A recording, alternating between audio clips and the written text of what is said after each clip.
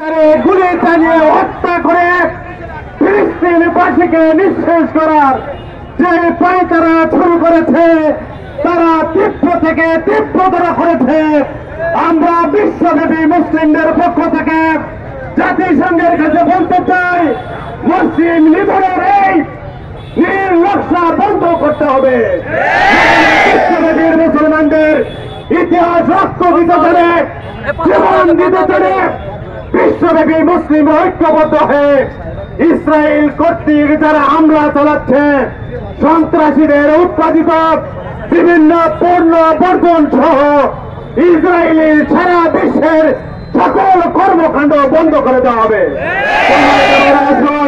তাই গত রমজানে ফিলিস্তিনের নিরীহ মুসলিমরা রোজা পালন অবস্থায় তারা সেহরি করতে পারে নাই, ইফতার করতে পারে নাই, পশু পাখির মতন গাছ এবং পাতা তরুলতা খেয়েছে।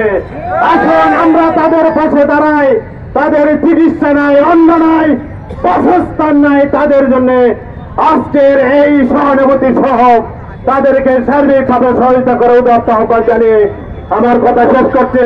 আসসালামু আলাইকুম রহমতুল্লাহ।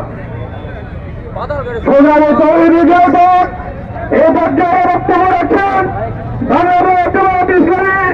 কেন্দ্রীয় মজলিস শাসনের অন্যতম সদস্য জাতীয়তাবাদের সংগ্রামী যুবদের জননেতা ডক্টর ফজলুর রহমান সাহেব।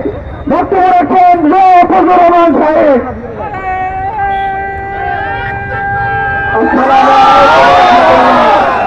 সম্মানিত জয়পুরহাটবাসী, আমরা লক্ষ্য করেছি এই পৃথিবীতে আল্লাহর কোরআনের ভাষায় ইহুদি হচ্ছে সবচেয়ে অভিশপ্ত জাতি।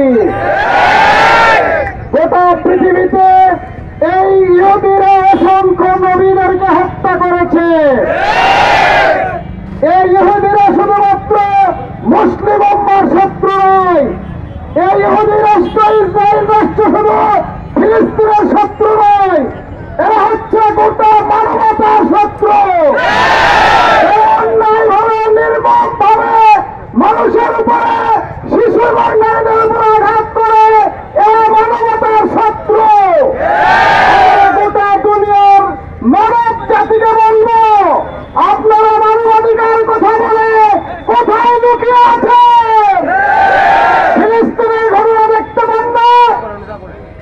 জাতিসংঘের কাছে আমাদের এই আহ্বান, অনতিবিলম্বে এই ইহুদিদের ব্যাপারে উপযুক্ত শাস্তির ব্যবস্থা করুন, দ্রুত সিদ্ধান্ত গ্রহণ করুন।